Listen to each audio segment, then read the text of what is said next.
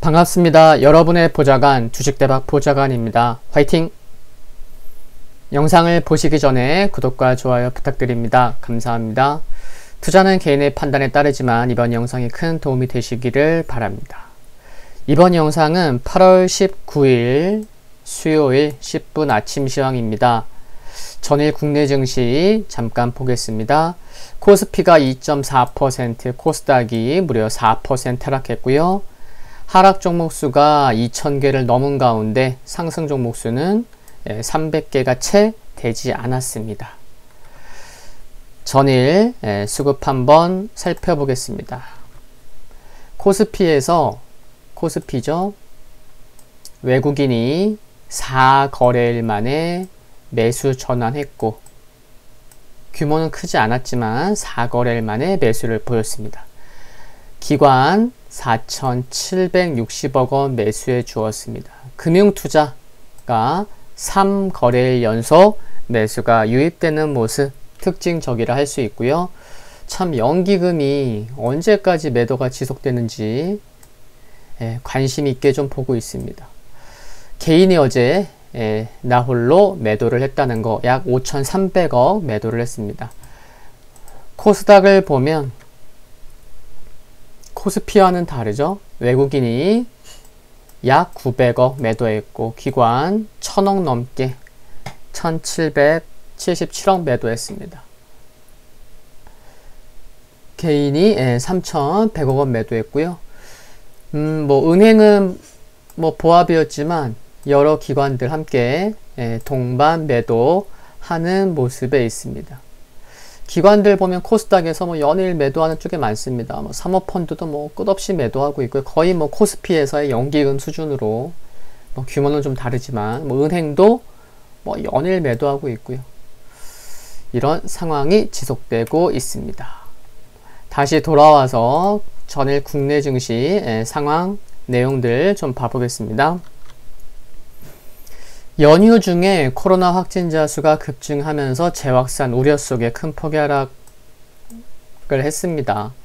그동안 일부 대형주에 국한된 차별화된 상승세가 연출되면서 지수와 종목 간의 괴리감이 커지는 가운데 투자 심리가 급격히 위축되며 변동성이 확대되었다. 그런 모습이 전일 나타났고요. 2,000개가 넘는 종목이 하락한 가운데 코스피 모든 업종이 하락했습니다. 보험업종이 6.6% 하락하면서 가장 크게 하락했고요. 그 다음으로 전기가스업, 운수창고 업종이 약세를 보였습니다. 코로나19 지역 감염 급증에 따른 내수 위축 우려로 내수 업종 역시 약세 마감했고요. 상대적으로 진단키트, 온라인 교육주 등 코로나 관련주는 상대적으로 양호한 모습을 보였습니다. 특히 온라인 교육주 같은 경우는 연휴 전날에 지난 14일 금요일에도 흐름이 좀 나름 괜찮았죠. 그래서 어제의 상승 흐름은 좀 예상되었다라는 것도 말씀을 드릴 수가 있는 부분이겠고요. 지수 하락에 비해서 환율의 안정을 보인 점, 채권 시장도 괜찮았고요. 단기 매물 소화 과정일 수도 있습니다. 현 시점에서 지난 2, 3월과의 단순 비교는 어렵죠. 당시에는 실물 경기 위축의 폭과 범위를 가늠하기 어려웠을 정도로 불확실성이 컸다면 지금은 백신 이야기도 많이 나오고 있고 정책 대응과 더불어 그 윤곽을 어느 정도 가늠할 수 있다는 것이 가장 큰 차이점이기 때문에 그렇습니다. 근데 좀 트라우마는 여전히 있다는 거죠. 그렇죠? 네, 그런 부분이 차익 실현 욕구와 또 갑작스러운 연휴 중에 확산세가 커짐으로 인해서 어제 좀 큰 폭의 하락을 보였고요. 그러나 쉽게 예측할 수 있는 영역이 아니라는 점에서 당분간은 코로나19 상황을 예의주시할 필요가 있겠다는 거고요. 해외 증시 살펴보면요. 3대 지수 중에서 다우만 소폭 하락했고 S&P 500, 나스닥 상승했습니다. 필라델피아 반도체 지수 보면은 0.58% 하락한 거죠. 이것만 수정하면 될 것 같습니다. 필라델피아 반도체 지수 0.58% 하락했고요. 전반적으로 뭐 나스닥 지수가 상승한 요인도 있지만 뭐 애플, 마이크로소프트, 아마존, 알파벳, 테슬라 등 시총 큰 종목군들 대부분 상승했고, 인텔과 AMD 소폭 약세 기록했습니다. 넷플릭스가 약 2% 상승했고요. 모더나와 니콜라는 4% 전후에서 하락 마감한 것을 알 수가 있습니다. 다른 종목도 좀 살펴보면요. 월마트의 온라인 매출 급증 소식으로 그래서 아마존이 상승폭이 좀 컸죠. 그래서 온라인 매출 급증으로, 그리고 이제 알파벳 상승했고, 그 밖에도 뭐 세일즈포스가 3%대, 어도비 시스템, 오라클이 2%대, 온라인 회의 업체인 줌 비디오가 4% 상승하는 등 월마트의 온라인 매출 급증 소식이 비대면 관련주로 매수세에 유입되는 그런 모습이 이어졌습니다. 마이크론은 수요 둔화에 대한 우려로 1.8% 하락한 것도 알 수가 있고요. 미국 증시 내용 좀 살펴보면 장중 추가 부양책 불확실성 여파가 있었지만 개별 종목들의 등락에 영향을 받는 모습이었습니다. 문우신 미 재무장관이 민주당이 부양책에 대해 고집을 부리며 논의하지 않고 있다고 주장했는데, 특히 경제 지표가 개선되는 등 경제가 안정을 보이고 있기 때문에 1조 달러 패키지 부양책만으로도 충분하다라고 주장을 했습니다. 이런 가운데 전일 민주당의 전당대회가 시작이 됐고요. 다음 주에는 공화당 전당대회도 있습니다. 그러니까 민주당과 공화당이 지금 전당대회에 집중할 수밖에 없는 그런 분위기라는 거죠, 시기상.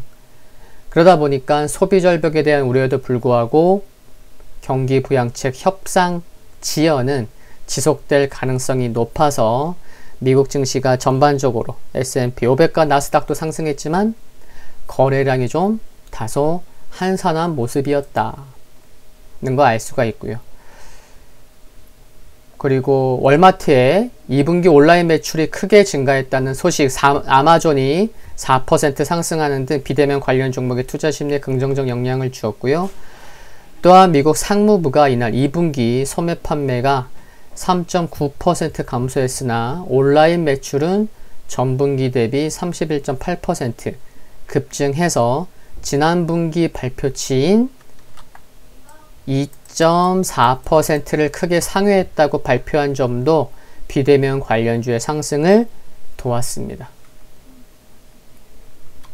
유럽 증시 보면 전반적으로 모두 하락한 것을 알 수가 있는데, 미국과 중국의 긴장이 다시 높아진 움직임에 하락했습니다. 전날 미국은 중국 최대 통신 장비 업체인 화웨이의 계열사 38곳을 거래 제한 대상에 추가하면서 화웨이 제재를 한층 강화했죠. 자오리젠 중국 외교부 대변인은 전일 정례 브리핑에서 미국이 중국 기업들에 대해 노골적인 패권 행위를 벌이고 있다며 맞대응을 검토하겠다고 밝히기도 했습니다. 유럽은 미국과 중국의 긴장이 높아져서 오히려 하락했고요. 중국은 그래도 상승했습니다. 경제 회복 기대감으로 상승을 했고요. 유가가 보합 마감했고, 금 가격은 달러 및 국채금리 약세에 0.7% 상승했습니다. 오늘 일정은요, 유럽 7월 생산자 물가지수 발표되고, 미국 주간 모기지 신청 건수, 또 FOMC 의사로 공개되고요. 토마스 바키 리치먼드 연방준비은행 총재 연설이 예정되어 있습니다. 금일 국내 증시 포인트 살펴보면 사회적 거리두기 강화 등 경기 위축 우려가 전일 커졌고, 차익 실현 욕구까지 더해지면서 하락폭이 컸는데, 전일 밤에 올린 영상에서도 보여드렸지만 실제로 금일 0시부터 서울, 경기, 인천의 경우 사회적 거리두기 2단계로 강화되었습니다. S&P 500, 나스닥이 상승하긴 했지만 거래량이 부진한 것을 감안하면 투자자들의 관망세도 확인되고 있고, 일부 종목의 쏠림 현상이 나타나고 있는 것으로 추정해 볼 수 있는데, 이를 보면 역시 국내 증시 역시 개별 종목들의 변화에 따라 등락이 나올 수 있겠고요. 이런 가운데 투자자들의 투자 심리가 위축된 상황이다 보니 단기적으로는 매일 오전 10시 전후로 발표되는 코로나19 확진자 숫자에 대해 민감도가 높아질 수 있다는 점은 염두해야겠습니다. 다우산업지수 소폭 약세 보였지만 5일선 이탈한 모습이긴 한데 크게 부담되는 그런 흐름은 아니에요, 아직까진.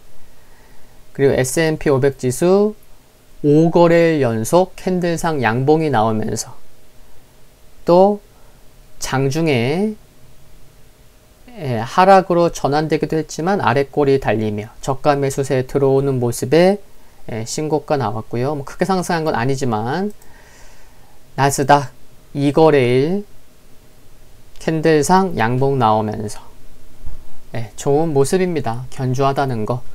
필라델피아 반도체 지수 0.6% 하락했지만 5일선 부근에서 하락한 모습, 흐름 견조한 것을 알 수가 있습니다. 오늘 10분 아침 시황 여기까지입니다. 구독과 좋아요 부탁드리고요. 영상물 아래 좋아요 클릭은 큰 힘이 됩니다. 알림 설정에서 흔들거리는 종목을 선택하시면 타이밍 빠르게 바로 방송 확인해 보실 수 있습니다. 성공 투자하시기를 기원하겠습니다. 감사합니다.